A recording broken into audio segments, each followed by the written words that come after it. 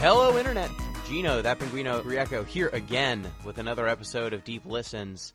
And it is time to talk about the NBA again, which means I am joined by Chris Zombie Pie Redacted. Hello. Hello, everybody. We're recording this. We're recording this with just a few minutes to go until, actually, I think the Game 3 has just started. So we'll start with our predictions kind of basically about Game 3. Yeah. Oh, no, wait, we got another hour. We got some time. We've got some time to... Yeah. And, you know, we got the NBA Minute, and it's all going to be good. And then we're going to talk about Final Fantasy 13. Wait, yeah, what? So we got the NBA Minute coming up. No, wait, but what was that last part you just said? I said that we're going to be talking about Final Fantasy 13. Yeah, I said... No. Basketball. What? Carmelo Anthony. Basketball. Yeah, Carmelo Anthony. He's going to explode next year. He's going to be the best part of the Oklahoma City Thunder. He's going to finally be the player that figures out, how do I work with Russell Westbrook without crushing my soul? Yeah, we're going to talk about that, and then we're going to talk about the first 9 chapters of Final Fantasy 13. Wait. Yeah, we're going to... No, what? No, what? Huh? What? What? Let's just keep... Huh?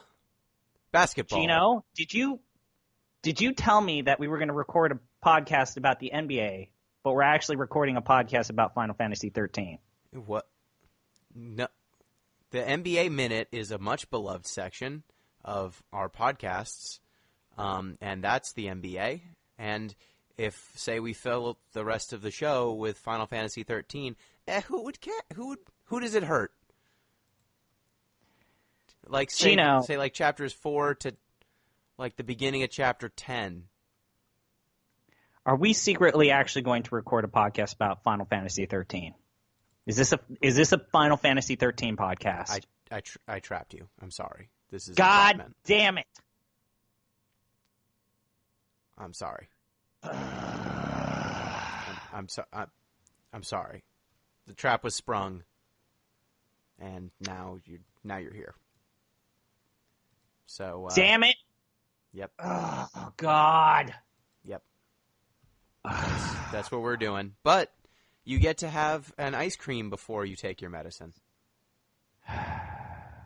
Because we've got emails about basketball, and also we should save that, the basketball emails. But we do have feedback, and we do get to do the NBA Minute. Hey ZP, which thing would you like to do? Let's do emails first. Emails first? Okay, email time. Real quick. Yes. This might have been the most painful assignment for the Deep Listens podcast ever. Gaming segment, like assigning, not just playing an entire game, but in terms of how much we had to play for this podcast and what it took out of us. This might have been the most painful assignment across the entire podcast series, the proper podcast included. This might have been the most painful. Yeah. Getting Final through Fantasy, chapter 4 through 10. It's bad. It was painful. It's a bad game. It's a bad game, and it's a bad part of a bad game. So before we get to the medicine part, here's some emails. If you want to get in touch with the show, you can do so at DeepListensPod on Twitter, deeplistens.libsyn.com. You can hit up our comment section or deeplistenspodcast@gmail.com. And you can sound just like this. This email comes in from Joe B. Your discussion of Final Fantasy 13 and Kingdom Hearts has me thinking, is the quality of a JRPG directly related to the number of proper nouns and acronyms in the narrative? Also, what's your favorite JRPG acronym? Mine is MIST from Parasite Eve 2, but honorable mention goes to any of the battle systems from the Tales of series. I'm the neophyte here. I have no idea. I would say it is inversely proportional to the number of acronyms. I think the more acronyms you have, the worse your game is. I think that's true almost universally. And I would say that the best JRPG acronym, or my favorite, is SEED from Final Fantasy VIII, because it doesn't stand for anything. But it's always all caps. Yes, it's inner caps. It's capital S, right. Lowercase E, and then I think it's a lowercase d? Oh, no, capital D. And it stands for nothing. It's the most useless acronym. What a terrible... I always like really weird, dumb stats, like RPG stats that don't make sense. For example, in Knights of the Old Republic, I know I'm pulling something from a freaking CRPG. There's a stat called Alacrity. I don't know how to pronounce that. Can I just spell it to you and then you can pronounce it correctly? Alacrity, yeah. That's a stat. Huh. Why would you have... Why is that a stat?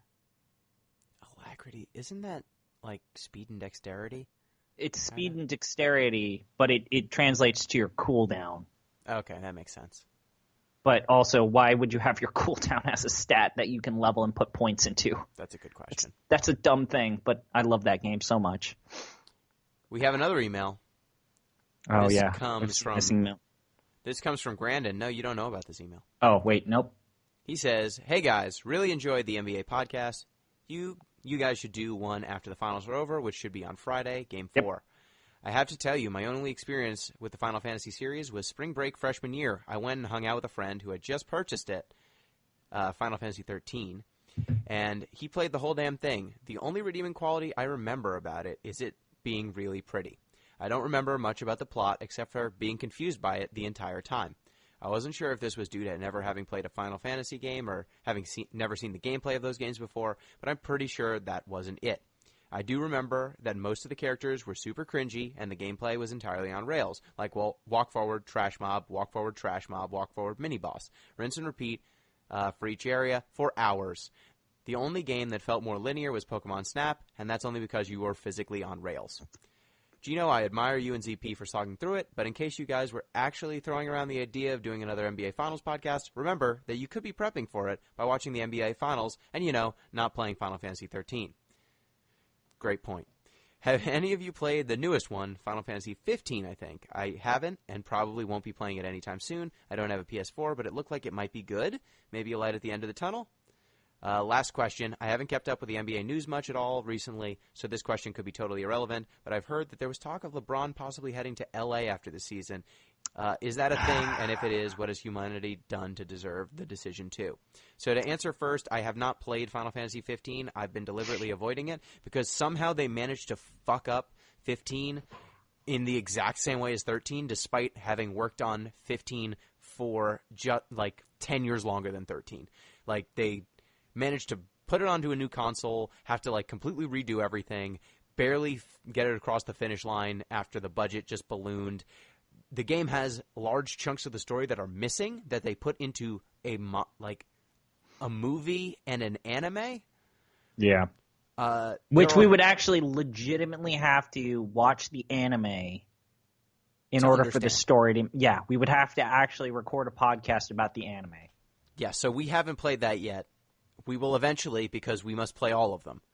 But yeah, and everything that we've heard, because the person who's playing the game right now as we're playing 13 is Mr. Roy, Matthew Roy from Giant Bomb, and he does not paint a great picture for what we have in our future. No, he does not.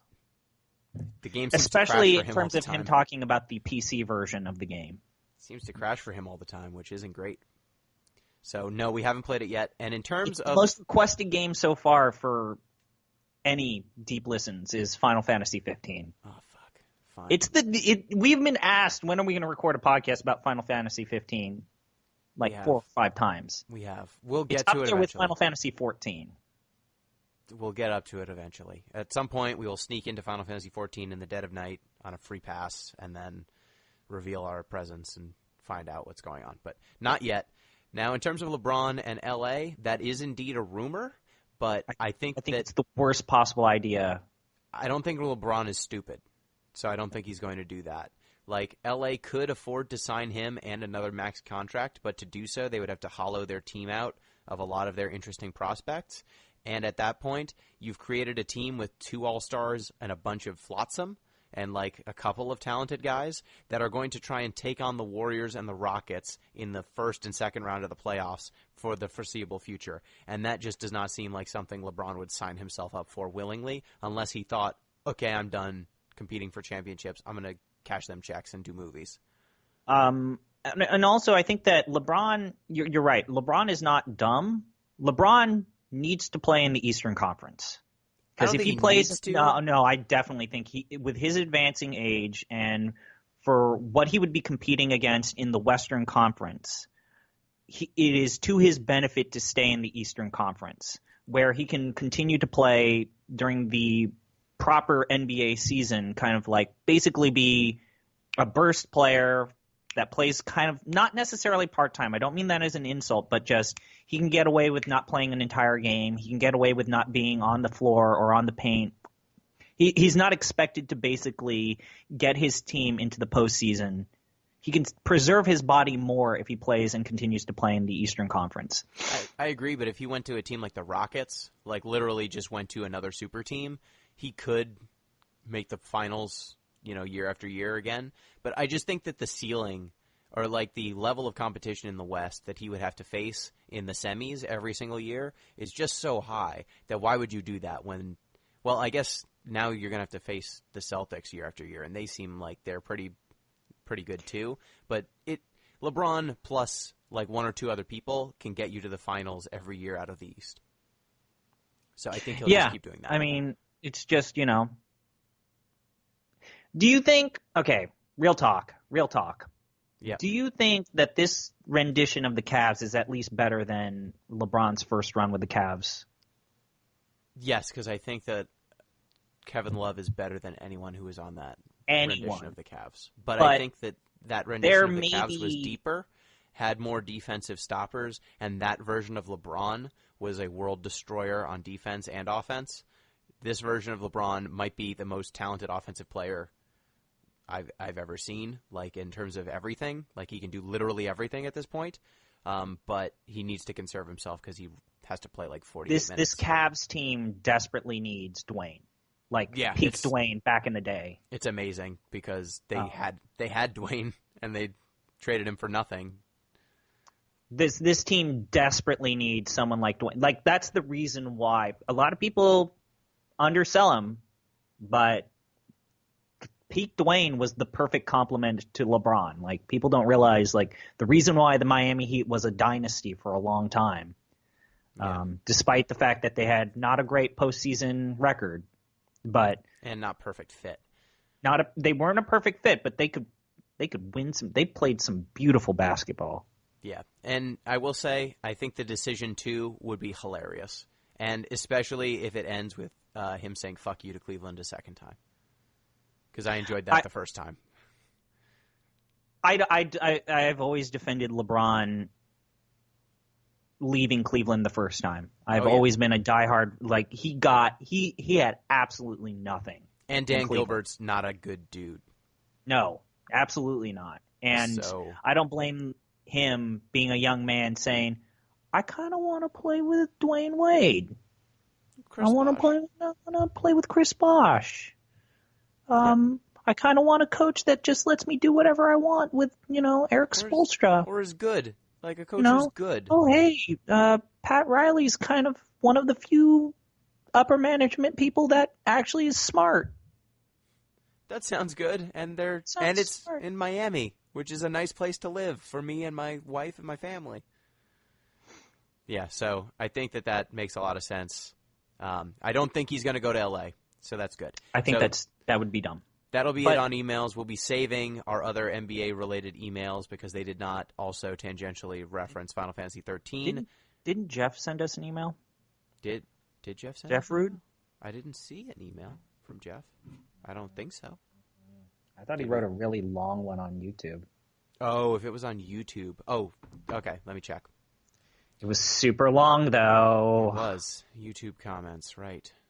Got to check all the I still need to write my angry letter about your Brutal Legends podcast. Because YouTube comments are actually not a cesspool for us right now. Let's see. Your YouTube comments are surprisingly in-depth and informative, and we have a great community. Yes, we do have an email from oh, man, this Jeff thing Rude. is long.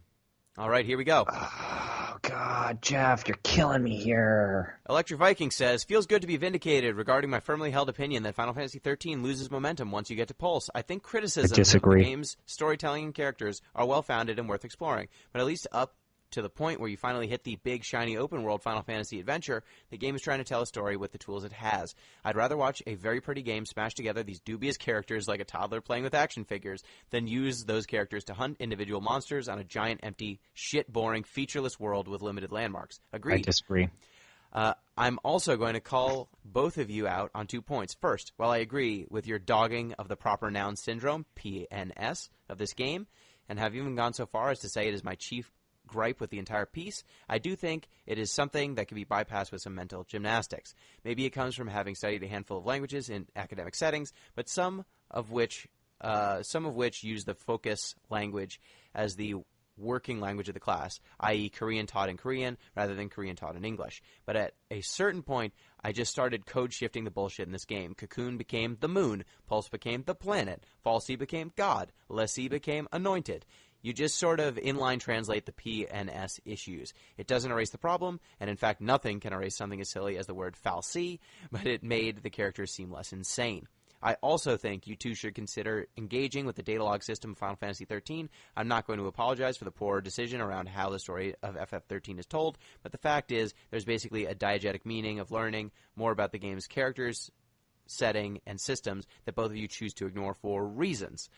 Meanwhile, stuff like Final Fantasy VIII's lunar-based plot twist being spoiled in a menu-based tooltip is something to hold up as a neat trick. It seems a bit lazy. Should they have found a way to convey that Cocoon is in fact a floating continent world that functions like a Dyson sphere in-game? Absolutely. But should Mass Effect 1 have spent more time explaining the First Contact War or the Prothean ruins on Mars? Maybe. But we know as much as we do about these events because of the respective codex entries. I'm suggesting that you two consider more engaging more with the data log entries, not because they justify the game's shoddy story, but because you might wind up having a better time with the game if you actually give yourselves some context for the P and S words. Also, when do we do Final Fantasy II? It's on the way. So first portion of that, we're going to table Grand Pulse. We're going to table that. Grand Pulse is fine. We'll table that till the next podcast. So on the proper nouns, I do not have a problem with code shifting it. Like I understood what they were saying on a very literal sense. However, a lot of the the specifics matter in this context.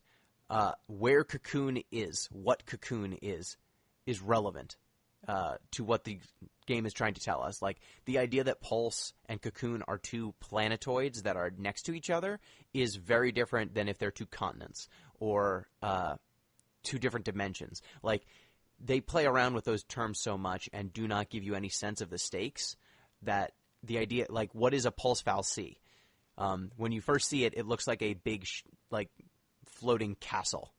Yeah. And that's the first fal'C you see. I also feel like the game is incredibly inconsistent in how it contextualizes a lot of these terms. For example, it says, Grand Pulse, and then it's like, oh, I can kind of see this floating thing in the background. But then all of the characters refer to it as the continent of Grand Pulse. And it's like, oh, it's a continent?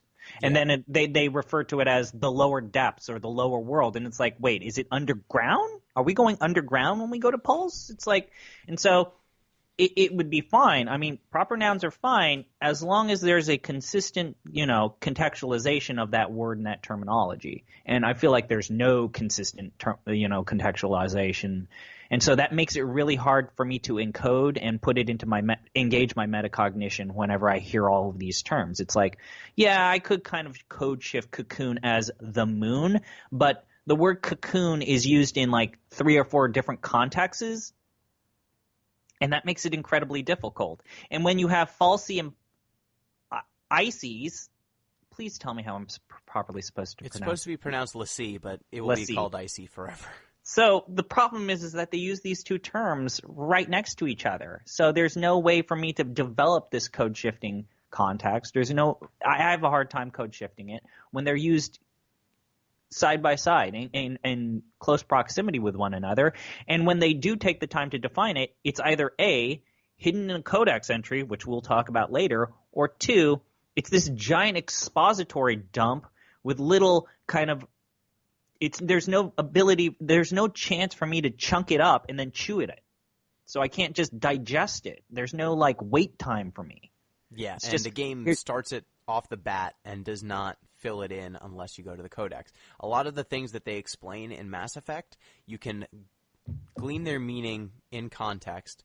There's a lot of background dialogue that kind of fleshes out the world. Like, you can talk to people from different worlds to get kind of the rough context of these planets without ever touching the codex. Like, I did not read codexes in Mass Effect, and I felt like I understood all the central conflicts by the end of the game because they force you to come into contact with people who were in those conflicts or can tell you about them. Or, if you just explore, you will eventually have dialogues that will flesh out the world for you.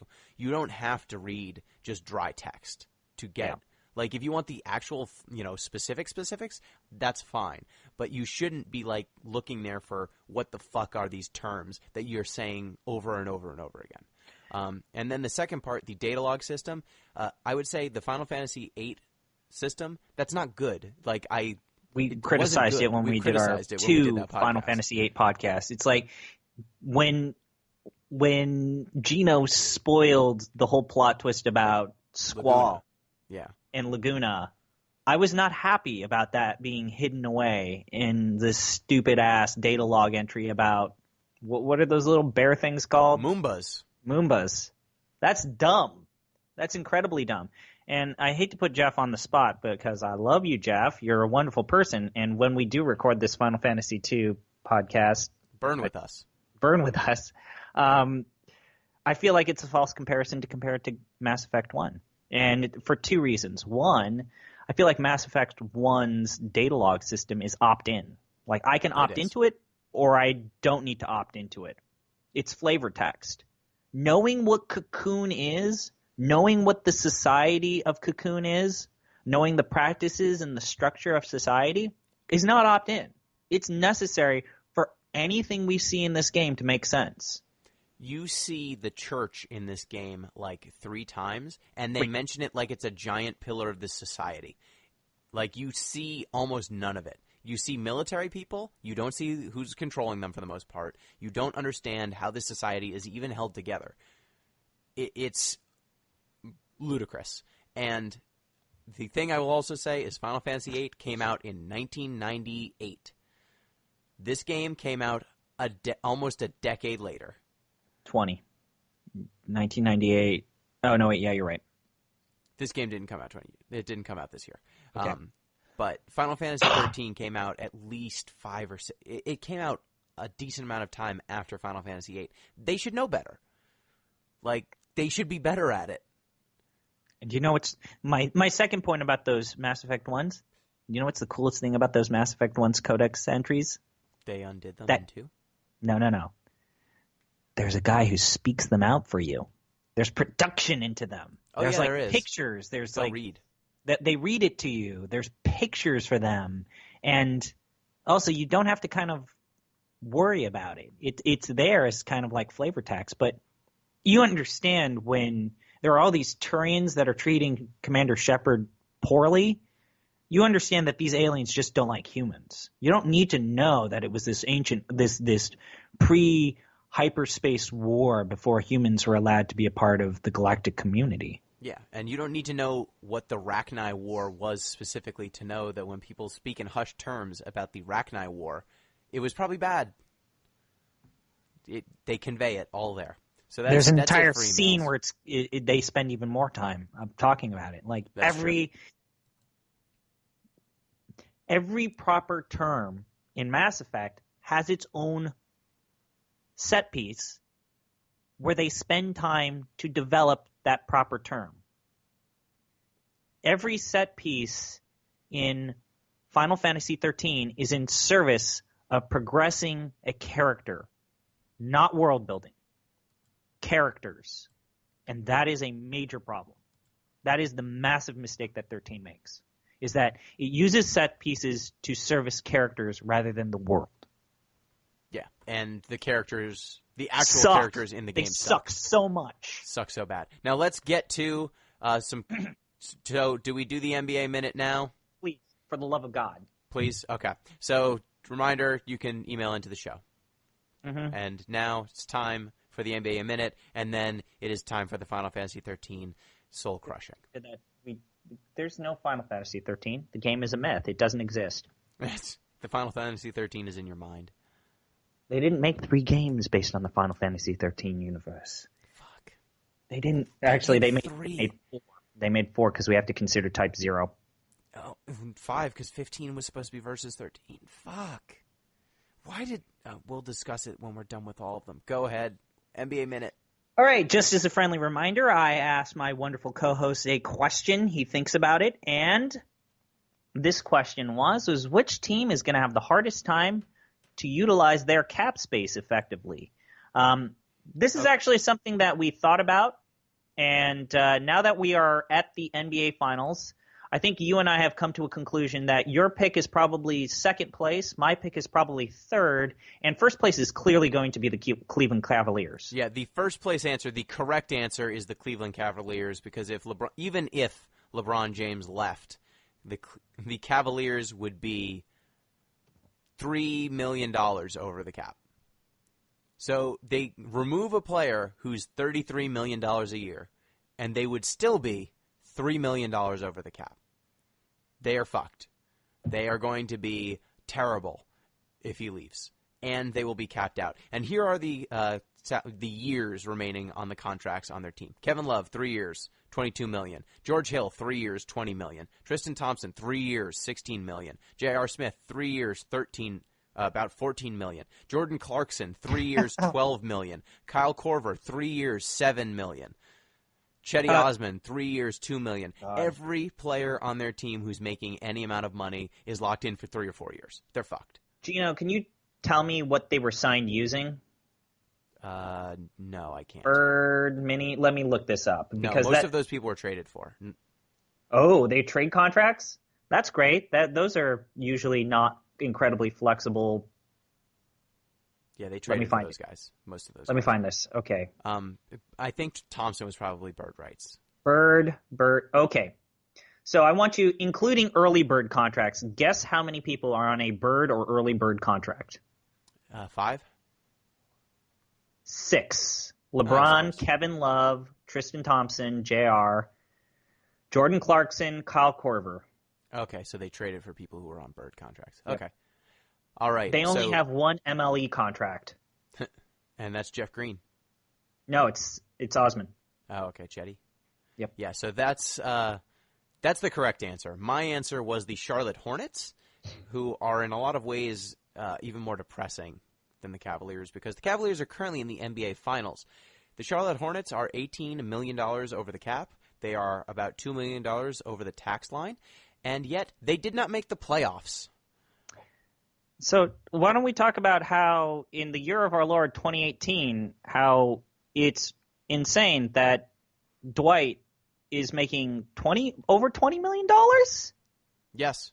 Dwight is making $23 million for the next 2 years, or I think 1 year following this year. Nick Batum, 4 years, $22 million. Marvin Williams, 3 years, $13 million. Michael Kidd-Gilchrist, 3 years, $13 million. Cody Zeller, 4 years, $12 million. Kemba Walker, 2 years, $12 million. Jeremy Lamb, 2 years, $7 million. Malik Monk, and then you start getting to the rookies. So,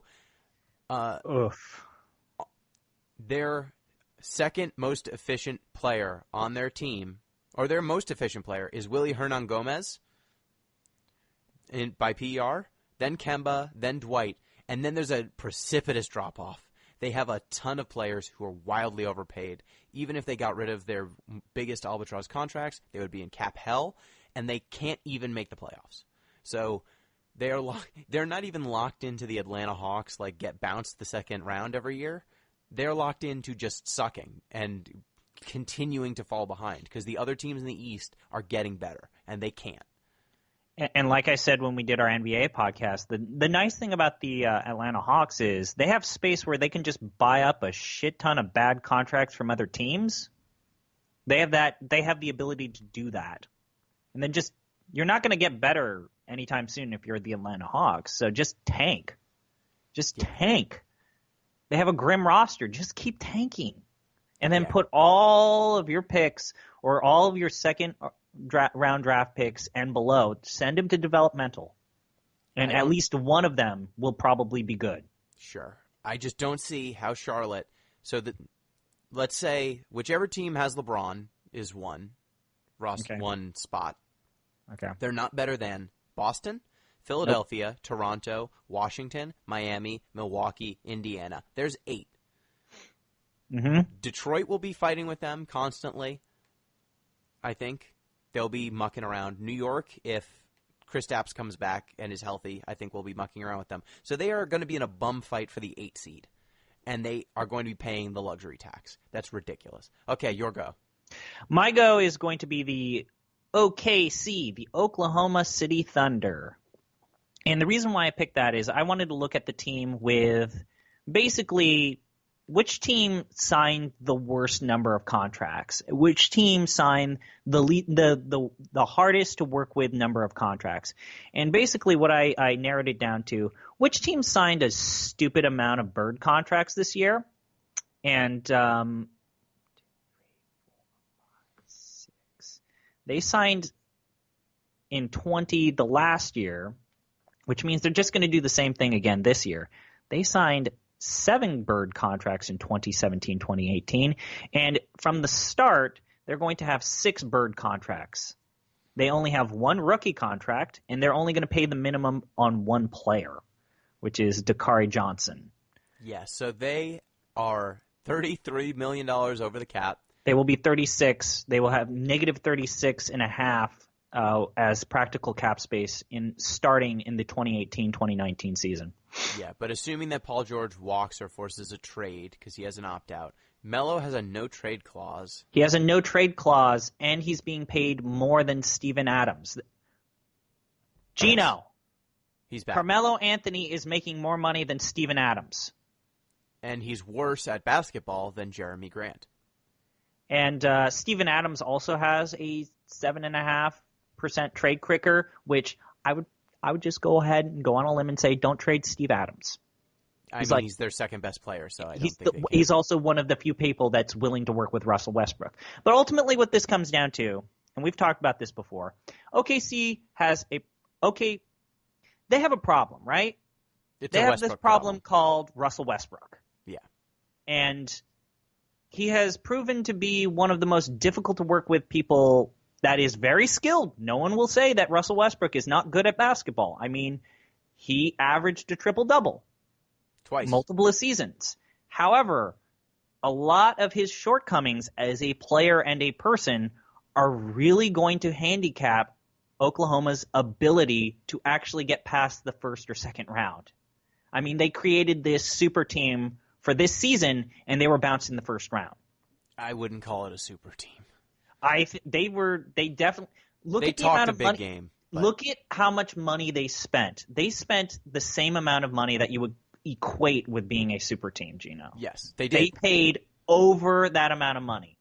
They paid that was over. Foolish. They paid the luxury tax. Considering how much money they paid for this NBA season, it could be equated with a super team. It was not.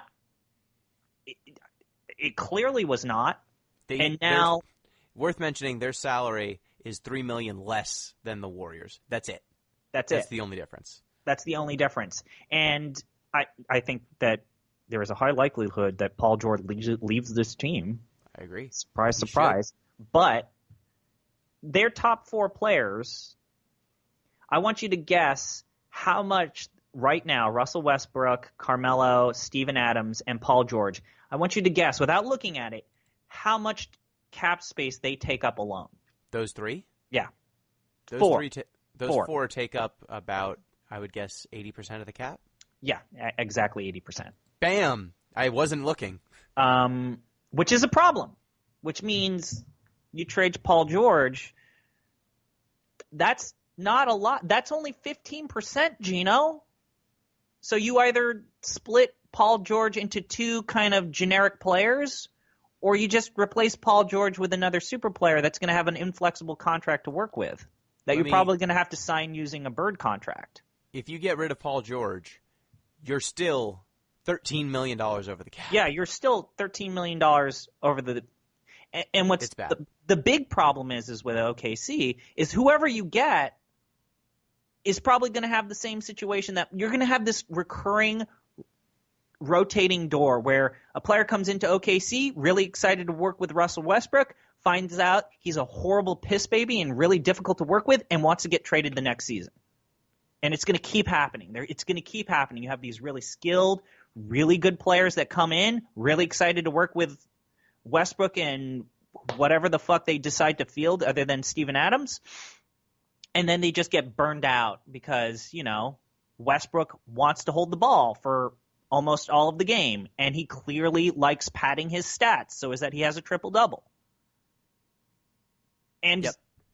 You're just going to have to keep signing these players like Paul George to $20+ million contracts that eventually want to get traded the next season because they're just so frustrated working with the players that are non-movable. You can't get rid of Russell Westbrook. No one's going to take Russell Westbrook. Especially not with his number. So that is it for our NBA Minute. Did you have a question for next NBA Minute prepared? Yes. So we are, for most of the NBA, right now is kind of mulling over your options. So I have a really good question this time. Which team will most likely make a disastrous free agency trade? So a disastrous trade or a disastrous free agency signing? Signing, sorry. Okay. Which team is most likely to make a disastrous free agent signing? So we will answer that question next Final Fantasy podcast. But now it is time to get to the finalist fantasy. It's Final Fantasy Friday the 13th. Normally you're the one who does the pain sigh. Yep, I hate... Man. Okay, Chapter 4. Chapter 4, a whole lot of nothing. So it's important to mention... Once we get to Chapter 4, this is the moment when the game starts forcing you to play with two character pairs. Up until this point, they are introducing you to the basics of the combat system. They are introducing you to paradigms and just like the stagger system, all these different systems that they're introducing. And now that we're at Chapter 4, about 5 or 6 hours into the game, they finally... They start doing a different type of tutorializing where they only ever give you two characters at a time so that you can learn what each of the different job types do when paired with one another. So it starts out with, I think, Saz and Vanille. It's Saz and Lightning. Saz and Lightning. Yeah. We talked about this last time on the podcast. Some of these pairings suck. So Saz and Vanille working together, technically kind of short during the segment, but neither of them are great at damage output, and they both are not great complements to one another because both of them are supporting characters. Well, so their scenes go on for fucking forever. Yeah, early on in the game, Saz has not become a good commando or Ravager yet, and Vanille's healing and saboteuring and magic. Like, early on in the game, these characters are all so damn limited that unless you really dumped a bunch of money into upgrading their weapons and stuff, you're pretty much going to be battling for minutes at a time with any random trash mob, which is just annoying. It's not difficult. It just takes forever. And I hate how you'll reach a level and you can just see the different layers of trash mobs. You'll see the one that you have to fight first, and you see the second layer, and you'll see the third and fourth layer. And it's like, could you guys not have done anything better than this? I can see that this person is grouped up with these two other people right next to him. And then there's a different wave after that, after that, after that. I can see that this is going to take me... I know I can see the light at the end of the tunnel. Why did you put, 15 stoplights between me and the end? There's a dead end. I bet there's a treasure chest there. Yep. So in this section of the game, you get Lightning and Saz. So you get a commando medic Ravager who's teamed up with a commando Ravager synergist. So this is pretty much the all-offense team. This is not hard to use early on in the game. Then you get a Hope Vanille pairing, which is the worst. The worst! The two most supporting characters. The two healers. The two healers and then buffers. Yep. They both heal, one debuffs, one buffs. It's the worst. And then you get Saz, Vanille, and Hope. You get Saz, Lightning, Vanille. But that section where it's Hope and Vanille is just the worst. It takes forever to kill anything. And then this ends with you fighting Odin. And it's important to mention we are not skipping some like gigantic story revelations. Almost nothing of consequence happens here. Do you know what's even more frustrating is that there's a shit ton of flashbacks, and all of these flashbacks equate to absolutely nothing. They tell us. The first one is Hope talking to his mom about why he doesn't believe that wishing up fireworks is a thing. Thanks, game, for wasting my goddamn time with this flashback with Hope. I guess he loved his mom. I already kind of knew that because it's his motherfucking mom. The second one is Snow brooding over basically Sarah broke up with him and now he has to find her and say that, hey, I don't care if you've been cursed with this demon seal. I still want to bang you. Like, yeah. I want to marry you. It's like, of course. And those scenes are so painful.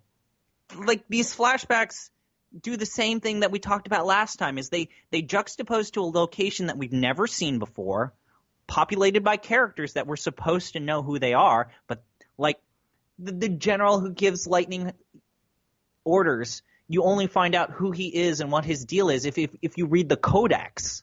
But he doesn't mean anything to you. He doesn't mean anything. He talks once. And then you never see him again. And yet we're supposed to understand that there's this relationship between these two characters that amounts to nothing. And what does the game get out of these flashbacks? Nothing. And then also, controlling these parties is supposed to accomplish something. It's like, oh, wow, I'm controlling Saz. How does controlling Saz and seeing him be a leader, what does it lead to? Nothing. They just give you Saz because they want you to have experience with him, like using the abilities of the Synergist. But at this point in the game, you they already have know almost what a nothing. Synergist is. But not just that, like, it's obvious from the name and the abilities you get what this character is supposed to do if you have any experience in role-playing games at all. But at this point in the game, these characters have like 4 or 5 abilities each, period. Yeah. So it's not that complex. Like, not that complex. I buff, and then I attack. And then I buff, and then I attack. I debuff, then I attack. And having these character classes is really when you find out how benign and asinine the Crystarium is. It's like, okay, I'm excited. I got a character that's a buffer. How about I'm going to min-max these characters? And here's the problem. The game doesn't let you get to level up characters based off of your actual in-game abilities and in-game progressions. It only gives you more levels once you progress the story. Yeah, it gates your progress at a certain point. Levels away based off of your progress in the story, not how much you've been playing it. That's the dumbest thing I've ever heard. If I wanted to actually grind in this game, it would get me absolutely nothing. Because I'm still stuck with level 1 character classes. And even if I maxed out the commando tree on Lightning or the Synergist tree on Saz and the medic tree with Vanille, they're still stuck with level 1 attributes. Yeah, it basically forces you to go wide early on if you're grinding, and then eventually it will unlock the depths of the tree, the quote-unquote depth of the game. And then once that happens, you can min-max a little bit more, and it becomes clear, like, there are definitely plateaus where, like, this is the high-level shit, and it's going to take a bunch of crystal points for this. But until you get there, it just behooves you to just go wide and try to make everyone good at everything. That drove me insane about these character classes is what the tree for Commando for Lightning and the tree for Commando for Saz are different. They're not the same goddamn tree. So the way that I'm playing out how Lightning can be a good Commando doesn't apply to Saz, even though they have these same character classes. They change them up ever so slightly in the most frustrating way possible. Yeah. So there's no continuity with their character classes. Like some Synergists are good at buffing your attack. What's some on their Synergists level are 1 good at buffing your defense. Difference between, like, I had Vanille, and when I got Fang, and it's like, oh, Fang's a saboteur. Okay, I got her. I got all this experience points. I'll get all of these cool. And it's like, wait a minute, she doesn't have the. Wait, no, everything's on the level 2 thing, and I spent. Oh, fuck. I try to plan this out, and I can't. Yeah, it's bad. So this game pulls the rug underneath from you, and I don't like that. I don't appreciate that. So, you fight Odin at the end of this section. It sucks. Idle and battles suck. This one is one of the easier ones because you just basically attack it until it dies. And, okay, I know we want to breeze through this, but this is when Chapter 4, 5, 6 is when the game really does start to use some of the most tropey anime-ass bullshit. Like, literally, when Lightning is with Hope, he starts to get really exhausted and he trips over himself and he falls on his face. And then Lightning has that talk about, you're really weak and I need you to prove yourself. And he's like, oh, what did you mean I need to prove myself? I will now take command of my abilities. And then there's another scene where, like, Hope falls asleep and he starts screaming out for his mom. It's like, wait a minute, you're Final Fantasy. You are above this shit. You're above Vanille being magical girl. No, you are above. No, it is not. It turns out it never was. It never was, but it's been better. Literally every game we've played up until this point has been better.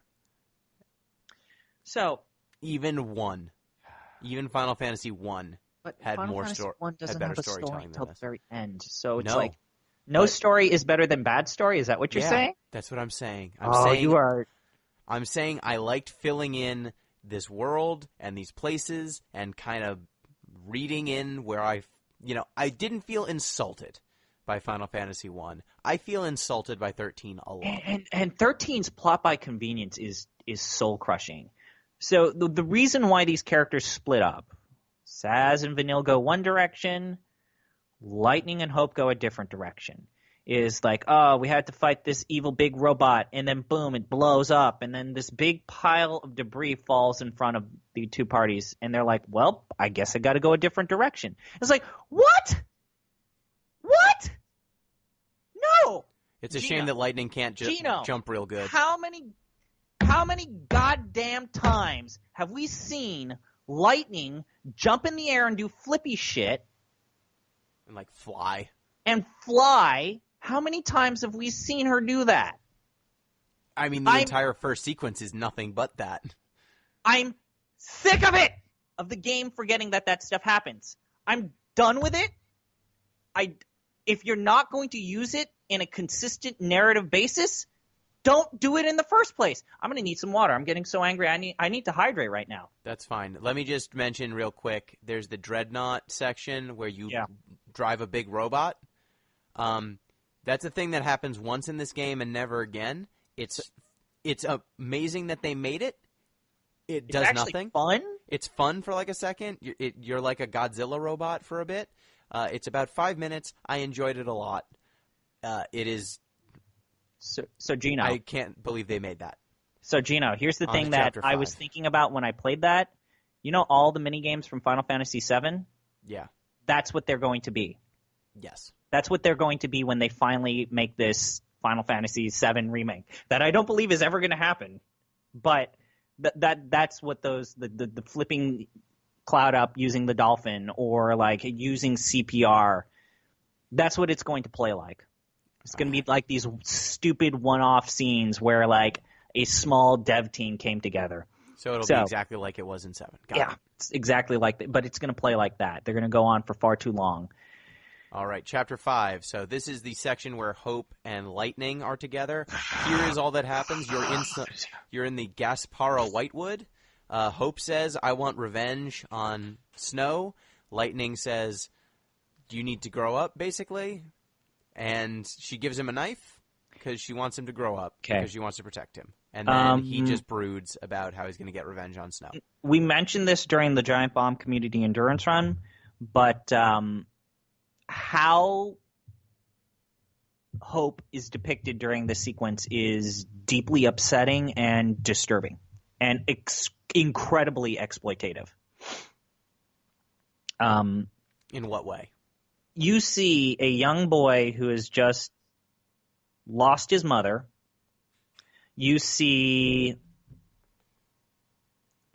someone who is clearly going through emotional strife and is gravitating and attaching himself with Lightning because he sees a strong figure, authority figure, that he's clearly lacking right now during this time of need. And so he looks up to Lightning And so Lightning responds by giving him a weapon, despite the fact that it clearly looks like you should not give him a knife. And every single time we see Hope talk about his feelings about Snow, talk about his feelings about his mom, Lightning does not have the knowledge or foresight to take that fucking knife away from Hope and have a level-headed conversation with Hope. And the reason why I say it's exploitative, it is yet another example of a JRPG using the really, really offensive stereotype that depressed and not necessarily suicidal, but impressionable young teenagers are a resource, are a trope, and that they can be used for storytelling purposes in a positive way. That's not cool. I'm not okay with this. I'm not okay with anything and any way that Hope is depicted for this entire Gaspar Whitewood scene. I agree. And it, on top of it being kind of gross that Lightning gives Hope a knife and, like, basically tries to help him grow up through violence. Yeah, that's the other part that I was going to mention, is that Lightning's solution is to teach Hope that the solution to all of his angst is violence and potentially harm, which might lead to self-harm if you actually tried to do this. Yeah, so it's not great, the, like, rub some dirt in it. Like, I care for you, but here's a knife. Like, that's not super great. But on top of it, Hope's insufferable. Like, Hope is the worst. This entire segment is him complaining, and yes, I know his mom is dead. I know because he says it all the time. And the game has grown that into your eye. This is Chapter 5. This is all they've talked about with him for all the chapters. So we get it. We got it. I got it. Chapter 6. There's one thing in the previous chapters. There's these really weird interjections, juxtapositions to Saz and Vanille. And all I will say about Saz and Vanille, I hate the goddamn bomb designs in this game. What did they do to the bombs? They made them techno bombs. That's the worst. And also, every now and again, the game has this weird thing where it decides to remind you that Snow is still a character in the game. Yeah. It's like, now Snow is handcuffed in this weird-looking spaceship in the sky. Where is this? Who cares? We're just going to conveniently remind you that Snow is a character, even though you're going to go, what would you say, about 5-7 hours without Snow controlling him? Without controlling him. Like, you walk him solid forward 7-8 hours without any consequential stuff. And you have no idea where he is. You have no idea why he's there. You have Who no is idea. Sid Raines? What is the cavalry? Who's Fang? Who are these people? Why are they working together? We're the cavalry. What does that mean? And I bet you were really excited to see that they named the airship the Lindblom. I was like, ooh, the Lindblom. And then we see it one more time. This fucking game. It's beautiful. Oh my God, those scenes where you see the actual airship. It does. Every person who did art on this game did outstanding work. They did incredible work.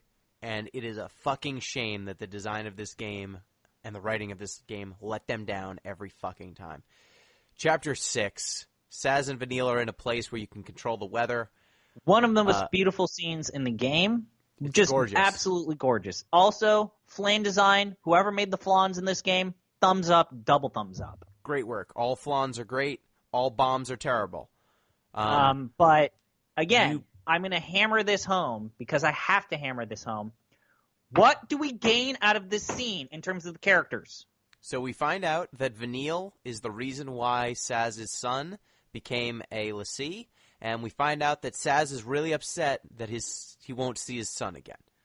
That he's got angst. So Saz is like, I think I just want to give up. No, I need to keep going for my son. And Vanille's like, oh, I don't know. And he's like, I hate Grand Pulse. And she's like, oh, no, I'm from Grand Pulse. And then they just keep doing that until they leave this area. So there's two limitations to Final Fantasy XIII's storytelling. First is it repeats the same soundbite ad nauseum to the point where you can barely handle this game's own bullshit. It's like, please give me something. Progress these characters even like an inch. I'll take a centimeter. I'll take a millimeter. Just change them.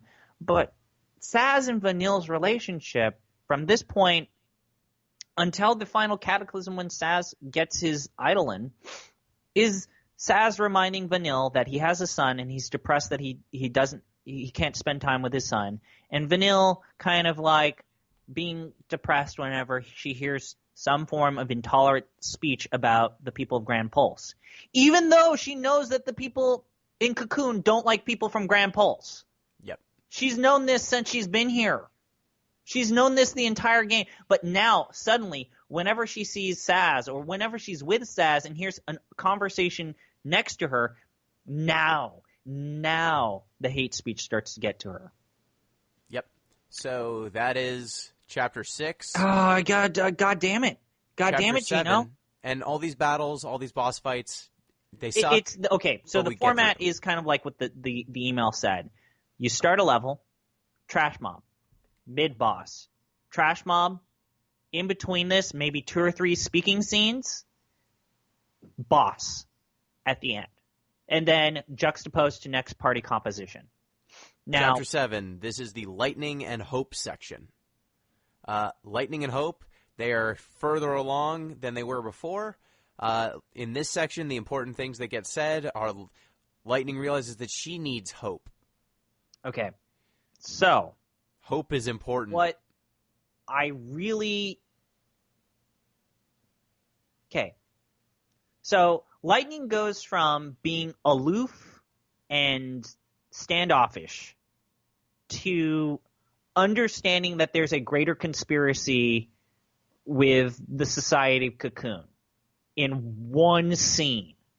Yeah. She goes from like no prompting. She goes from like, man, I fucking hate Grand Pulse. I hate these people. I'm just doing this to survive. To, I wonder if there's like a conspiracy. I wonder if we're being manipulated by the Falsey. I wonder, Hope, you need to have hope. Scene. When she just says you need hope, and she's talking to a character named Hope. It's the worst. The lines are... God. Ugh. Someone wrote that. An adult wrote that, Gino. An and adult said, person I'm said... so good at this. An adult person wrote those lines. And I don't know, Gino... I don't know. This section of the game. No, there's more to talk about. Then Snow. Then you get Snow. Then you get Snow back, and he's okay. He's okay. He's fine in these scenes, but then, okay, we got to talk about the whole. We have to talk about what the game does with Snow and Hope, because we're not even there yet. Oh, we're not even there yet? No. You get Snow, and he's by himself. And I just want to mention, with the summons, we've kind of glossed over the fact that they're fucking Transformers. Yeah. Every single one of them is a Transformer. And, like, multiple things in this game are also Transformers. And I hate it so much. Transformers. It's clever, kind of. But then you remember that, like, I'm not saying that these games were ever reverent with the things they are invoking in their summons, but nothing has made the idea of this creature is Odin, the Norse god. No, they don't. This is Shiva, the is it Hindu god? Yeah. And it's even worse when you fight the bosses that are named. Like when you fight Anima, this looks like the PlayStation Underground Polygon Man. What am I looking at? What am I looking at?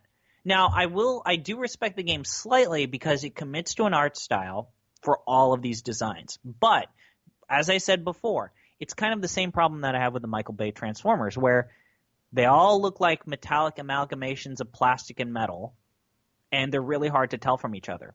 Sure, but what I'm saying is, like, the idea that the Shiva sisters, these two ladies, like, formed together to become a motorcycle, or Odin like transforms into a horse, or Bahamut transforms into a flying ship. It looks hokey as hell when these bits like snap into place and then like they have their pose of power. It looks like a Power Rangers sequence. And I'm sorry, but I really still don't like the fal'Cie, the gods, as Jeff pointed out, the gods in this game. I don't like how they're used, because sometimes they're just passive observers providing a resource or good or commodity for everyone, and then at other times we see them directly intervening in the story, because there's a flashback to Snow and Sarah where they're trying to run away because they've been caught, and now Sarah's going to get basically put into cursed prison.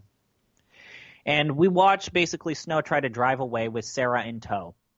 And then, like a fucking idiot, he drives his car right next to the fal'Cie, who they're trying to transport Sarah to, conveniently right next to his eyeball or heart or something. It's unclear. These things are like furniture until all of a sudden they're able agency. to grasp. This thing grasps up and captures Sarah and then pulls her in. So sometimes they're just kind of like objects. Sometimes they're directly intervening in the story. And then sometimes you actually, when you're controlling Hope and Lightning, it's like, oh yeah, this is Carbuncle. Carbuncle produces the food for the world. And it's like, what the fuck? What? Yeah. What? Carbuncle produces food? Do you even know what a carbuncle is? Don't Google carbuncle. I'm giving you life advice, everyone who's listening. Don't Google image search carbuncle with the safe search off. You will not like your life. But it's just like, wait, what? So sometimes that they're actively participating in the government and the weird religious dogma world, that like social stratification in SciComm. Other times they're just trying to like provide food, and then other times they're just like furniture objects that people worship. Yeah, not clear. The game does not make this clear. Maybe if I read more of the codexes, this would all make sense, but then I would hate myself more. So, we all have to make trades. And the codexes, okay, I will say something nice about Lost Odyssey, even though I really don't like that game. I like that game. You were just nostalgia. At least those books are written well. That is the thing I like about Lost Odyssey. End of what I like about And those Lost codexes Odyssey. for Final Fantasy XIII are written just like the dialogue in Final Fantasy XIII. It's a bunch of gobbledygook.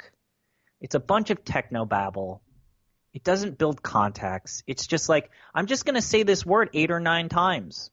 And you're going to deal with it. Lost Odyssey used that space to tell interesting short stories. Interesting little vignettes. This game does not. The only problem is that you have to read a book to make anything interesting in that game. And okay, but it's a really good book. So you get Snow, then you get Fang and Lightning. So also one thing real quick, when you get control of Lightning and Hope, you have some dude from SciComm. This is hour 12. You finally have a character that is a face to this villainous organization, other than that one time you saw the Space Pope. You saw the evil Colonel General guy. Yep. And he finally gets a name. And he gets a name, and you're going to have to deal with him. So, hour 12, we finally have a villain. Like, a name to the impediments to our progress. Because previously we've just seen SciComm and these soldiers, and they've just been goons. But to be fair, the face of SciComm speaks like 2 sentences and then is not seen again for hours. Just try to remember, in all the games we've played up until this point, other than Final Fantasy I, how many times you've seen the central villain at this point. We are at about least the 15 hours into the game. Yeah. A significant villain. Idea shows up within the first few hours of Final Fantasy VIII. Sephiroth is in the beginning of Final Fantasy VII. Kuja, he's at the end of the first disc, but Bran is there, and so you've got your first villain very early on in Final Fantasy IX. What's the name of the female general lady that I don't like because Beatrix? I think she's Beatrix. So you get Beatrix, you get Bran, you see Kuja at the end of disc 1. In Final Fantasy X, Sin is there from the jump. All of these games introduce these villainous characters or these larger-than-life characters you're going to deal with very early on. You know, I think it's kind of fitting that Final Fantasy XIII doesn't introduce any sort of villain until this late in, because there's not grandeur there.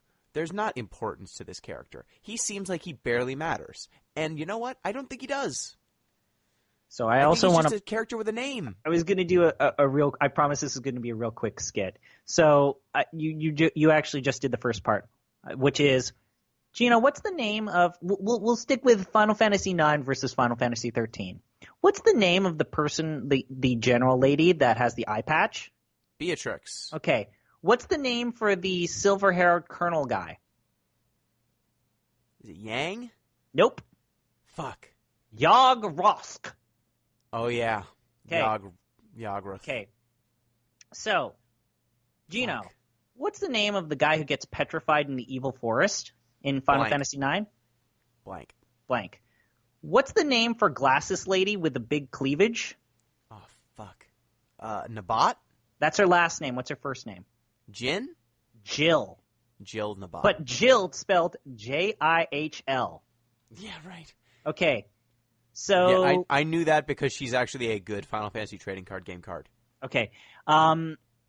What's the name to... Okay, here's a hard one. What's the name to Garnet's father?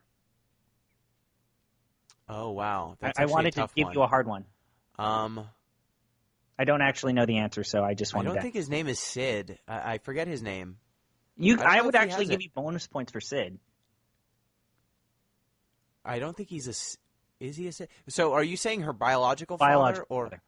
Oh, yeah, I think he's a Sid. Okay. What's the full name of the evil space pope? Barthantalus? No, that's his actual form. I mean, like, his human name. Oh, I don't know that shit. Caelinth Daisley.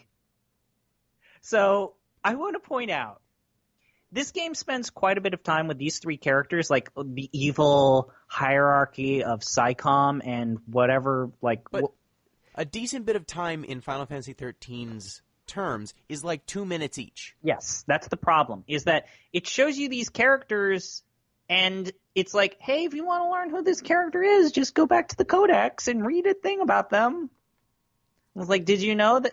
Gino, did you know that originally Yag Rosk was a part of the Guardian course, and then his extensive battle experience earned him an early promotion into SciComm? No, I didn't know that, because he says like 2 words, and then he vanishes. His maximum concern is eliminating the l'Cie, or ICs. Did you know that Jill Nabat is a SciComm officer who graduated the head of her class? I mean, she's evil. She's got like the evil conniving thing going on. So sure. I I know I just need to read this paragraph for Jill Nabat, booby lady. She is the supervisor in charge of the investigation at Urge George, as well as Dodge's testing after the boy became a Sanctum l'Cie. Jill is acquainted with Saz and his abilities and mechanics. She lent an ear to the distraught father and listened to him and his fears and doubts about converting him into a full l'Cie in Sanctum. I know more about a side character actor from Final Fantasy IX than I know about any of these fucking characters. I know more about the girl with pigtails in Final Fantasy VIII than I do about the main villains of Final Fantasy XIII. And There's what's more really depth weird to those characters. Is when these characters have their scenes and their moments, like these like Lightning and Saz and Hope, they're having these like emotional reactions whenever they see these antagonists, and it's like, why? Yeah, you barely know that person. Why are you afraid of them? Because we've not seen shit from these characters. We haven't seen them prove their might. I guess you could say that Jill, whatever the hell her name is, I've even forgotten, and I said her name 3 times. We didn't really see anything. Like we haven't seen this test of strength. Remember when Beatrice curb stomps your party? Yeah. And it's like 3 this thing like, you are not ready to beat Beatrix?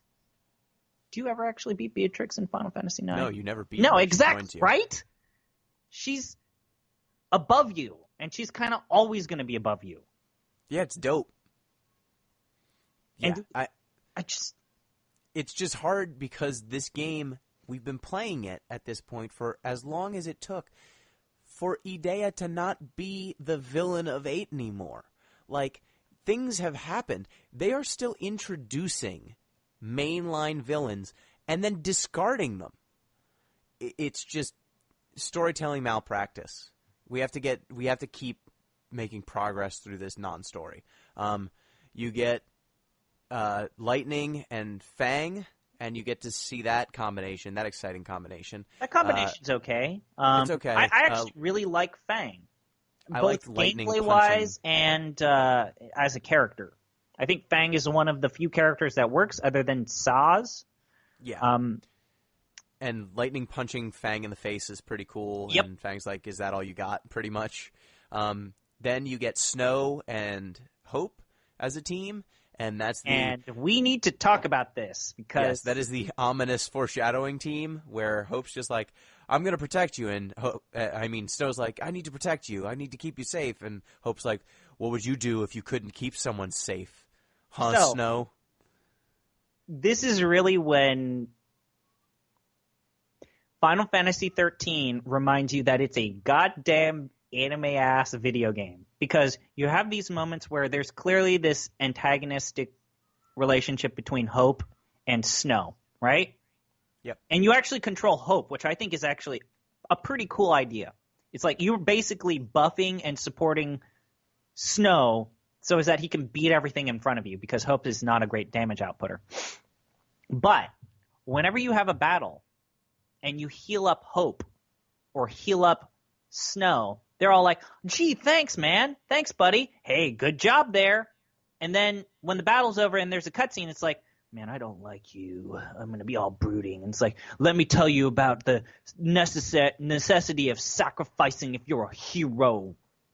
And it's like the game doesn't – even Final Fantasy VII knew when to turn off random encounters so as that you understood you were in a special place where some shit was going to happen.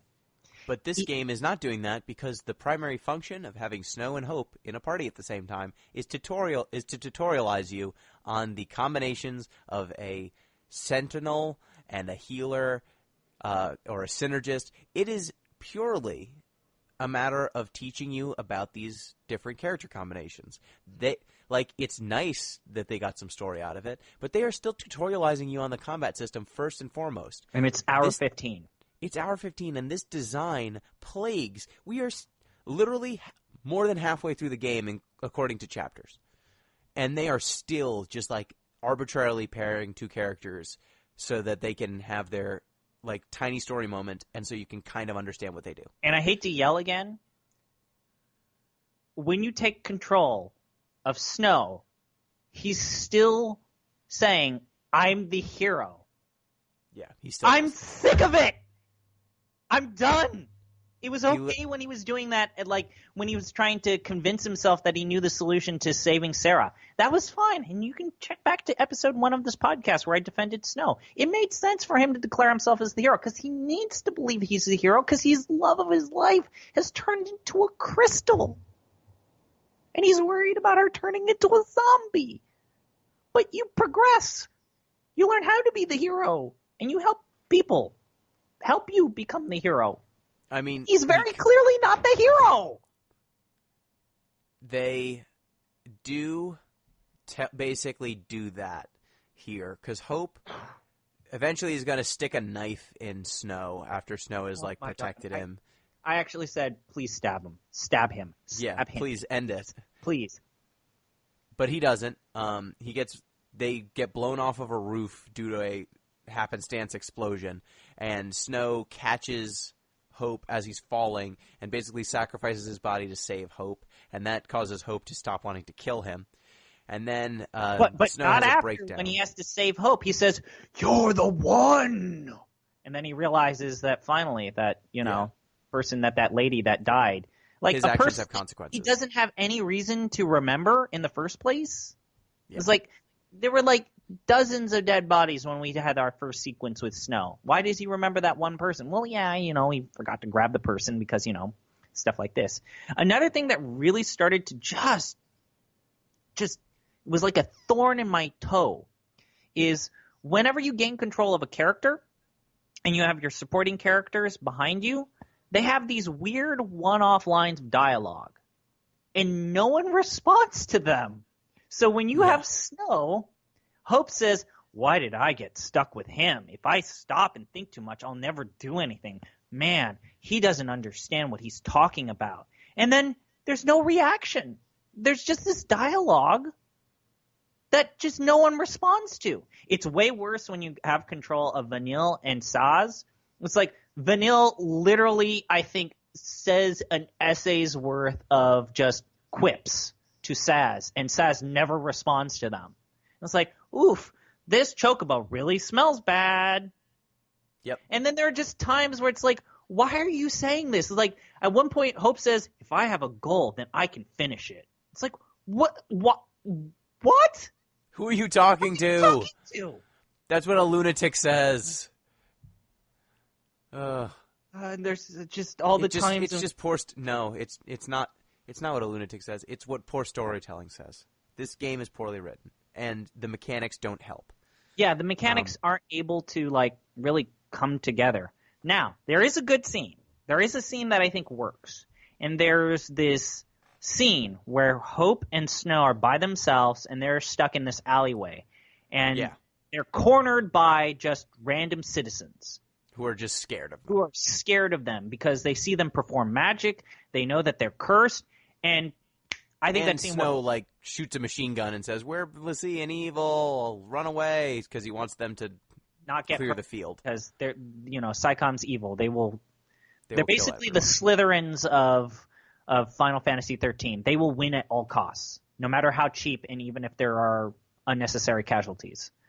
But there's this really cool scene where Hope is trying to give this toy back to this little girl, and she runs away crying. And then he sees this random mob of people with like just tools, and I think one has a golf club, and they basically just like, "Stay away from us." And they see them perform magic and that sort of thing, and it freaks them out. And I think that was actually a really good scene.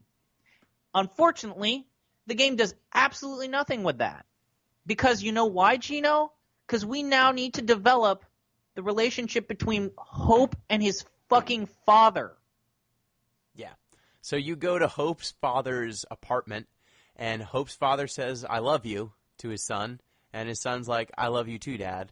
And he's like, "Oh, Dad, you gotta turn us in because they're going to come for you." And then he's like, "I won't turn in my only son."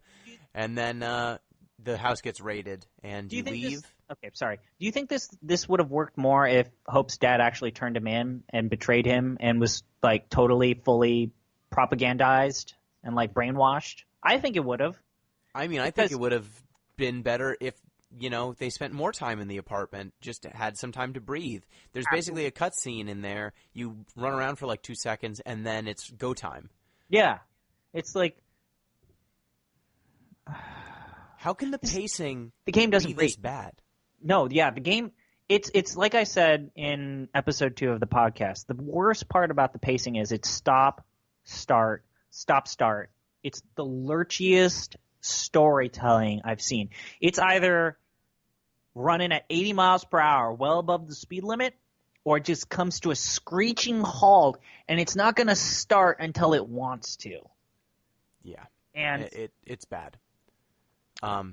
You get the section, Hope's dad's apartment gets blown up, and you then see XIIIth, whatever his name is, he gets blown apart, but somehow he's not dead. And it's a really confusing scene that, oddly enough, they pay off, because how and why all this bad stuff is happening, it's fine. Yeah, kind of. But they get rescued by the cavalry. No. I want to talk about this fucking boss battle here. It sucks. Because this is something that we didn't talk about during the mechanical episode, where we talked about the mechanics, is I really don't like the boss fights in this game, Gino. Because I feel like, all right, it's kind of like my problem with Vancy in combat whenever we had our conversations about Final Fantasy 1. In order to really be able to deal with anything that you're faced with, you basically have to fail. And failing in Final Fantasy 13 is a real bummer. It just takes... So this game has some checkpointing. It does. It has unlike pretty other decent games. checkpointing. But the checkpointing, even with it being pretty decent, it is not the beginning of the boss fight. No. It is not the beginning of the cutscene before the boss fight. Usually, it is a couple of battles before the boss fight. Well, it depends. Sometimes, like in this case, you have to fight those same trash mobs every time you have to refight this boss. Which is the worst. Sometimes you have to start the cutscene again. Sometimes you have to walk a little further. This might be some of the worst checkpointing because you have to fight 2 trash mobs or 1 trash mob every time you want to take on this boss. But this boss, luckily, is pretty gimmicky. After you fight it once or twice, you should know what to do. But it's just very annoying. It's very annoying every single time because every scene ends with a boss battle that you must defeat. And I don't know, I started doing a tally. Final Fantasy XIII has the most 2-part boss battles of any Final Fantasy game. It's like when you fight that red-orange dragon with Hope and Snow, you beat it and it flies away, and it's like, man, I'm really not looking forward to fighting this a second time. I really don't want to. And then when you go into the airship and you fight one of those yellow dragons, the game has the audacity to throw a second yellow electricity dragon that's the exact same thing a second time. It's just... They recycle so much. It recycled the same boss. And, no, but my big problem with this game in terms of the boss battles is that you really, with a game that places so much emphasis in creating these paradigms, even knowing which paradigms are appropriate for the boss battles, like actually setting those paradigms up, takes time. And then setting up the equipment, which is in a separate thing, takes time. And then actually getting through the trash mobs takes time. Luckily, you can skip the cutscenes. I'm really happy they did that. But that takes time. And it's time that I would have rather not lost because I have a finite amount of time on this planet. Yeah, and just something, I'll say this once during this podcast, but I will probably say it at least once every podcast. When we are in combat in this game, you should not be watching the numbers. You should not be inputting commands. The proper way to play, from what I've seen, is stare at your health bar, stare at your opponent's health bar, stare at the stagger meter, and stare at the buff and debuff icons. If the icons start blinking, reapply buffs. If your health is low, heal. If their stagger is running out, switch to something with a commando to stabilize their stagger. You are just spinning plates.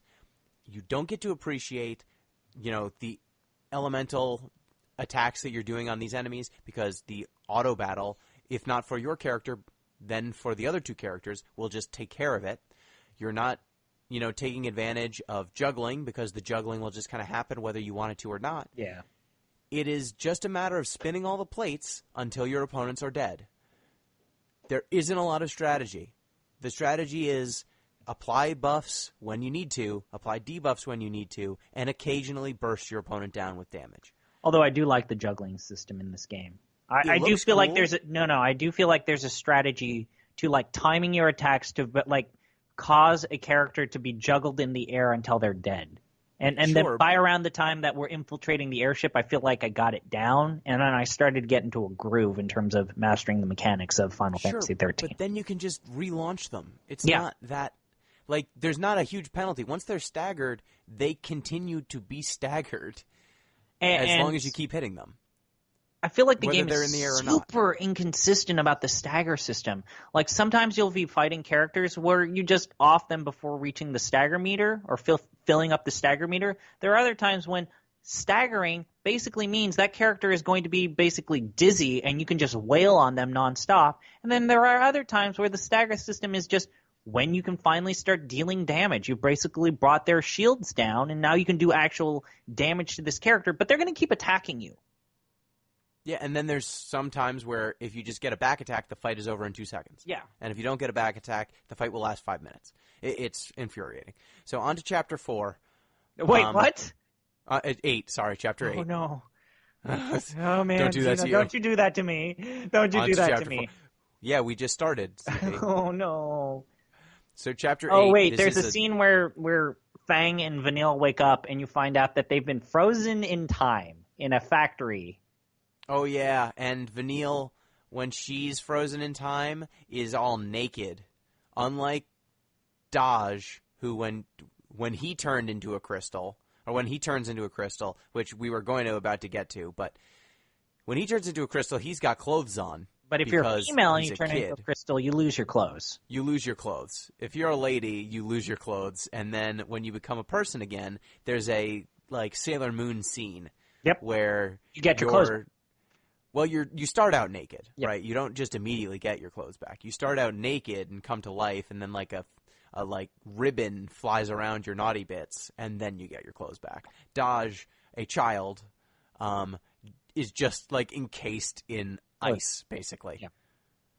So yeah, I was just in case you were wondering about this game and how it kind of grossly treats the female body. I was really disappointed when I heard Fang refer to Vanille as my partner. I was like, oh wow, do we have some LGBTQ people in this game? Did Final Fantasy finally? I thought it was implied, but they don't. And she goes, and this happens later, but when they're reunited after Chapter 8. But she looks at Vanille's brand, and everyone's like, "Oh my goodness, oh!"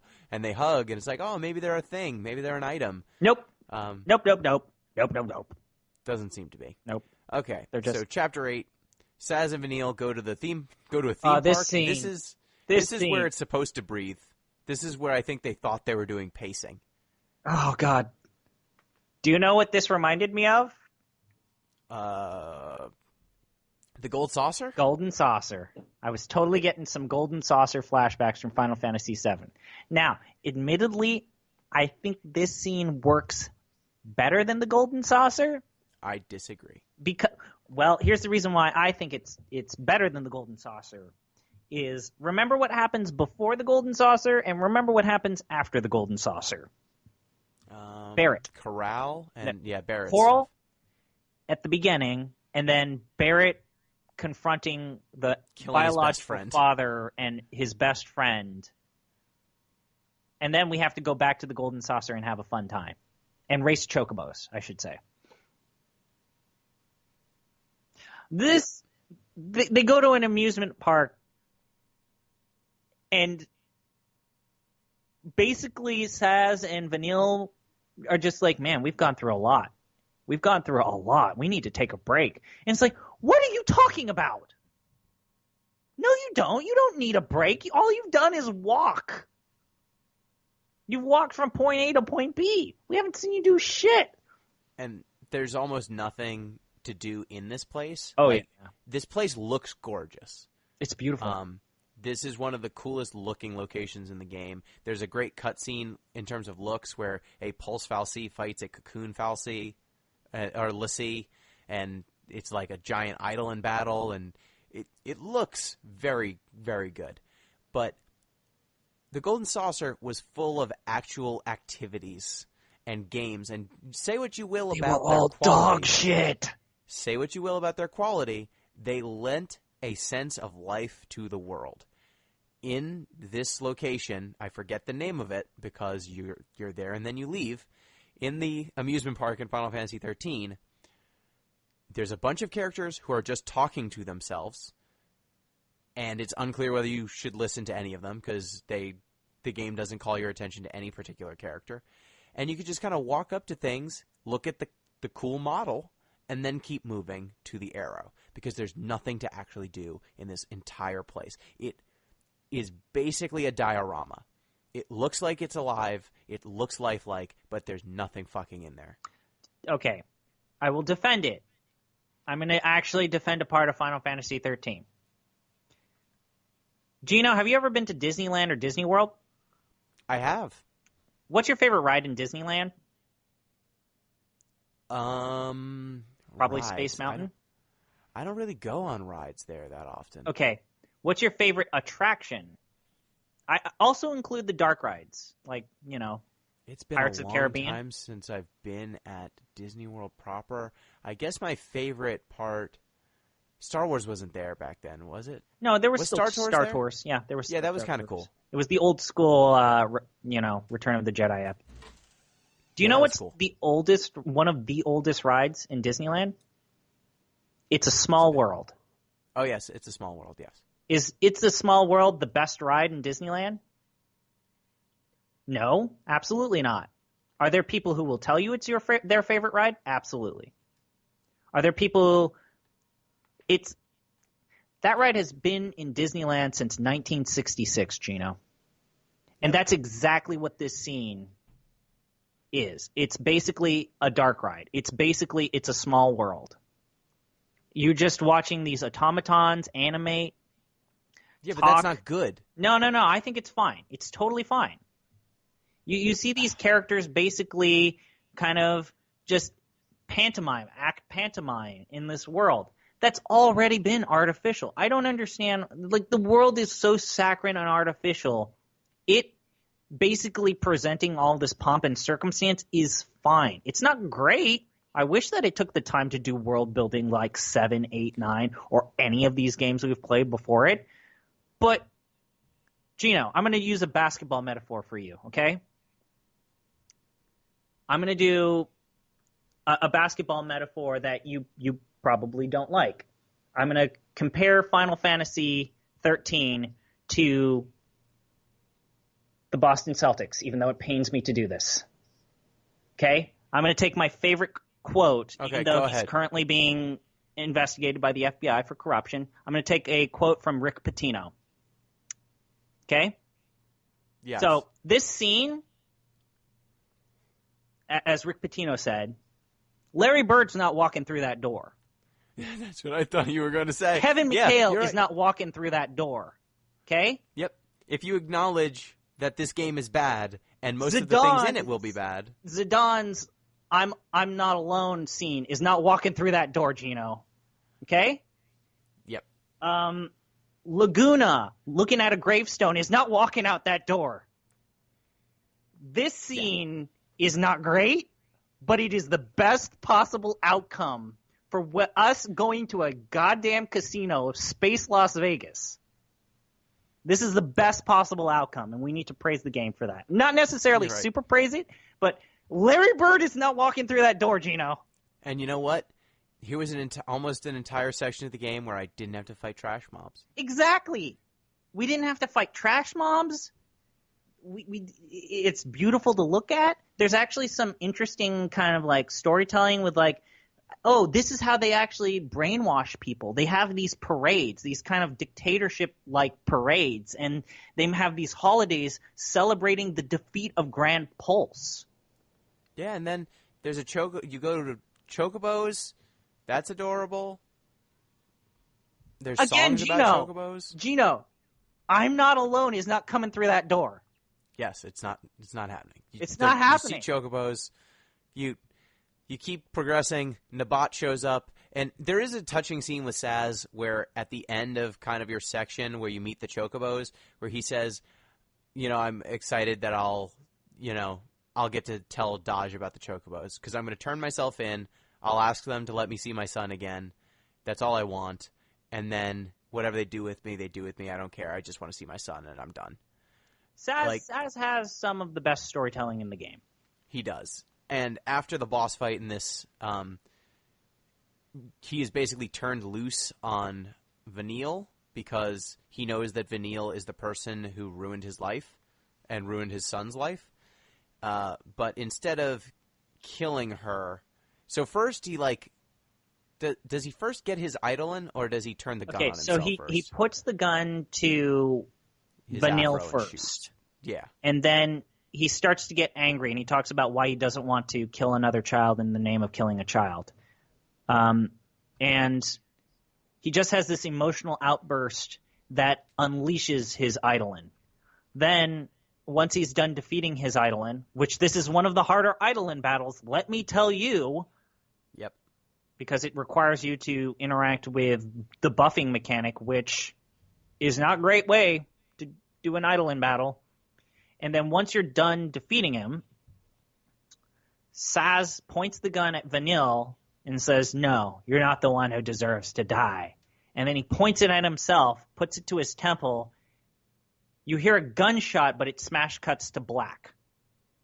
Yeah, and then it shows like Vanille in chains and like Saz in a coffin thing. Yeah, it's actually a good scene. It is actually a good scene. I gasped when I saw Saz. Like I bought into. This is the good scene in this game. I believed that Saz was dead. I genuinely believed that Saz was dead, and when I found out he was not dead, I was okay with that. This is the second time I've played this section of the game. I remember this as being the good part of the game. And I felt like Saz's voice actor sold me on the turmoil that Saz was going through, like realizing that this one person that he finally opened up to, he shared his turmoil to, this person that he finally started bonding with, betrayed him and is the reason why he's in this miserable circumstance. Like his dejection and the look of betrayal that he had. The voice actor and the visuals and the use of an idol in battle here, I feel like it was a match made in heaven. Yep. Why couldn't they, if the writing team was capable of this, why isn't the rest of the game this? Because they thought that the Hope and Snow scene was like this. They were wrong. They thought that the Lightning scene where she's like, you need to have Hope. They thought that was good. The thing is, they don't know that the things that they're doing are preposterous and poorly written. They don't know, clearly. So is it literally just a case of that they threw a bunch of shit on the wall and saw what stuck, or did they... They didn't see or is this another case of monkeys on a typewriter, and this is proof that if you try hard enough, eventually you'll make a story that's good? This is anime monkeys on an anime typewriter. They are writing anime storylines. Some of them hit, some of them miss, and they don't know why. Welcome to Final Fantasy. So, Chapter 9. We are almost done. Chapter 9 is a bunch of just battles. We also kind of should talk about this and everything that's come through here. The levels are painfully long. They do not need to be this long. But, like, the actual distance you cover is very short. It's usually just because of the random battles at every single turn. The distance covered, like, nothing. So in this section, you fly. There's a cool scene where you fly onto this ship.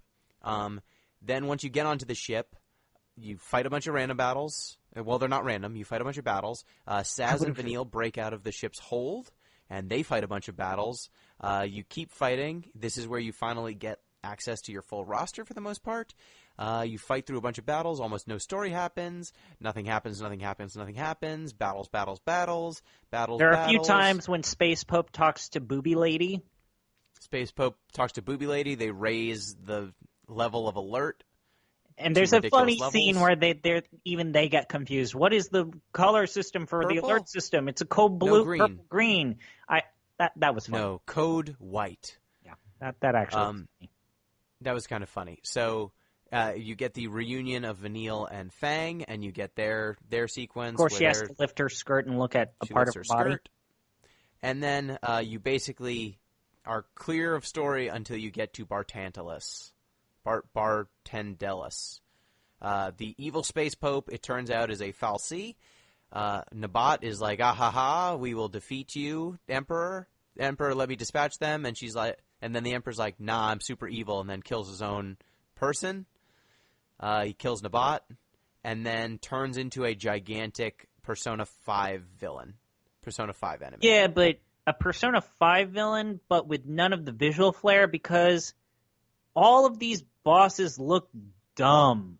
We talked about it in, I think, was it the 7 or 8 series, how the Final Fantasy franchise has never really recovered in the switch from 2D to 3D in having really good boss designs. There are a few that work, like, Ultimecia, or anything, some of the boss designs in Final Fantasy 9 and 10, but there's something sinister about some of those boss designs in Final Fantasy 5, 6, and even 4, and even 1.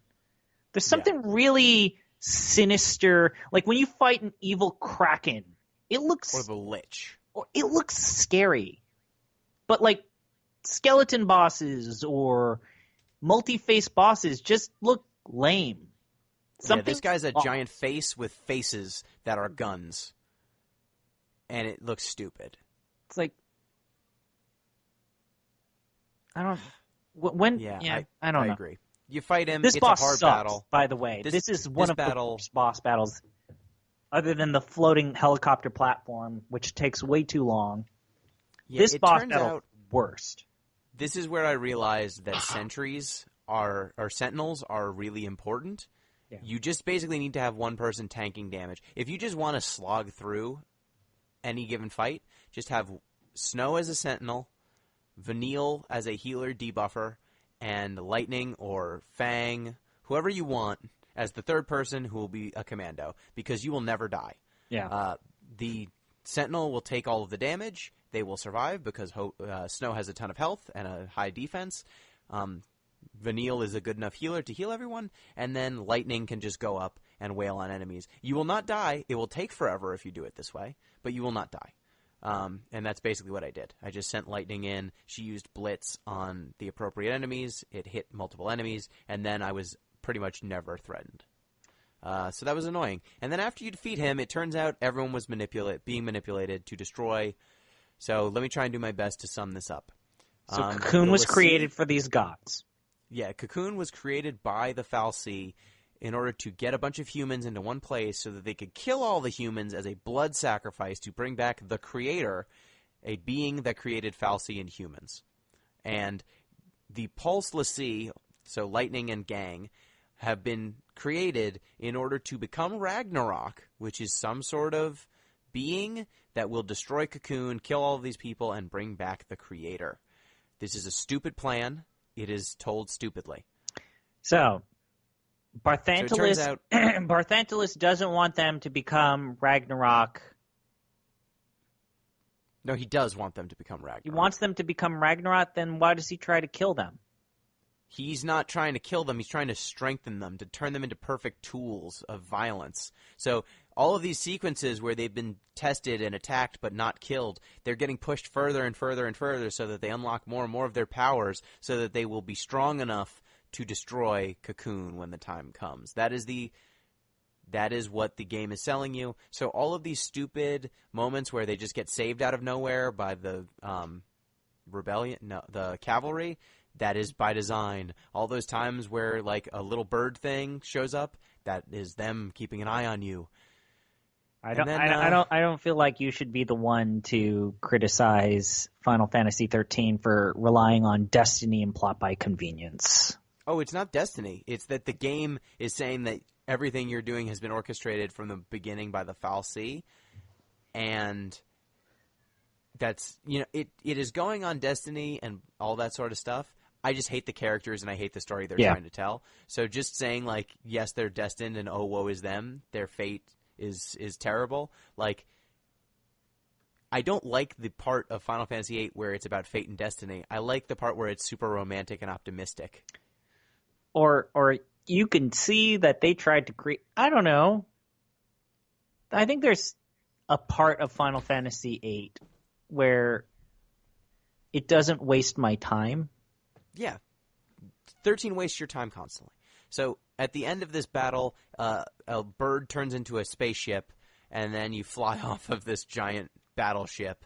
And then you get dumped in this... an underground thing. Vestige. Yeah. This pulse vestige, which is just, again, a room full of random battles. And they say that this is designed to turn l'Cie into tools of war. So this is going to strengthen you. So these are random battles with intent to kill. So what I really don't like about this is I feel like clearly what they wanted to do is they wanted to say, okay, these characters need to create a new destiny that doesn't result in Ragnarok, the destruction of the world, and these gods basically are ruling the roost. That these characters are the only people that have the ability to change the story. It's not Nora. It's not this underground. It's not this ragtag group that you could join or party. The problem is, I really don't like that because, one, it puts all of the characters that we have on this really weird playing field in comparison to everyone else that they interact with. And two, by not having the story be, okay, you need to join a rebel group or something like that, like a group of people, the game is now completely relying on its cast, its current cast, to progress the story. And when I only like two of the characters, for me particularly, Fang and Saz, that's a problem. Yeah. And in this section, Snow has a moment of doubt finally. Maybe I'm not the hero. And then he realizes, no, wait, I am the hero. Even though he should stay with, no, really, the hero's probably these other people. It's not me. Yeah. Yeah. Maybe Sarah was a bad guy. Oh, but no, actually, I think I need to choose my own destiny. Thanks, Snow. So in this section, you just fight a ton of random battles until you eventually run into Sid Raines, who it turns out is a cocoon lessee. And he decides that he's going to defy his fate by trying to kill you and save Cocoon. And then you defeat him, and he turns into a terrible crystal monster, like a Sephiroth thing, like some sort of weird monster that's also crystal. So if Lassie become that seems pretty shitty. Also, another shortcoming of Final Fantasy XIII that this brings up, Final Fantasy XIII really likes to just throw a bunch of exposition your way and then do absolutely nothing with it or provide no opportunity for the characters and you to really chew it up. It just throws all of this, like basically Sid has one scene to really talk about why he wants to kill you and why he thinks that's a good thing. And then the characters are like, okay, moving on.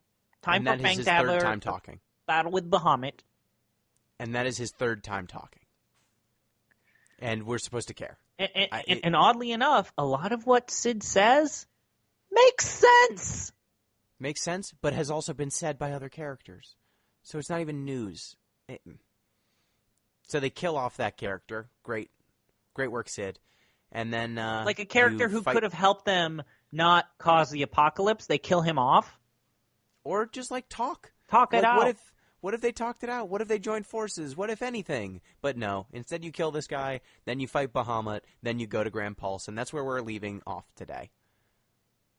This game's bad. I don't want to play it anymore, but I'm going to finish it. No. I would say... Okay, so... Final thoughts. Actually, how about this?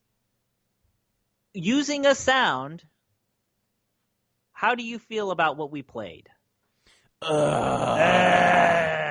Okay, you've played a little bit of it. I've played a little bit of it. Using a sound, how do you feel about Grand Pulse? Yeah, okay. All right. I hate what it symbolizes. I like we'll talk Grand about that Pulse. next time. So this game continues. Thank you, ZP. Thank you for joining me on this journey. Here. Remember, you listeners can write in at DeepListensPod on Twitter, deeplistens.libsyn.com. We've got comment sections and deeplistenspodcast@gmail.com. Or you can also use our YouTube channel, which people are using right now. And as long as it is not a cesspool, we will keep looking there for comments. Thank you, ZP. Till next time. Peace.